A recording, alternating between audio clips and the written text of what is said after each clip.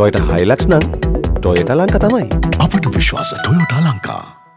Dilina Sampath alias Walas Kata, a close associate of infamous underworld figure Kehelbadara Padme, was arrested recently by the Western Province North Crime Division while in possession of over 5 million rupees worth of heroin. The arrest was made based on information gathered during the interrogation of Pasdeva, another close associate of Kehelbadara Padme. The Western Province North Crime Division received permission to detain the suspects for 90 days under the Prevention of Terrorism Act. However, Walas Kata made an attempt to escape at around 9:15 p.m. last night, assaulting police officers and jumping out of a third-floor window. It is reported that the suspect fractured both legs and one arm and is currently receiving treatment at the Colombo National Hospital under strict police security. Further investigations into the incident are underway under the supervision of Senior Superintendent of Police Ashoka Dharmasena, in charge of the Negombo Division, and upon the instructions of the Deputy Inspector General of Police in charge of the Western Province North Crime Division, Nishanta Soisa.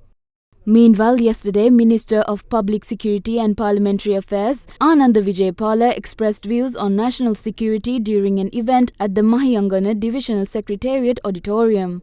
Some ask whether the police are asleep.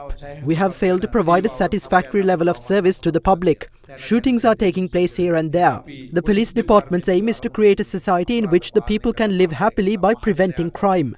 However, when the task is not fulfilled, we are blamed for it. Do not delay justice. Many mistakes and faults can happen. That is understandable.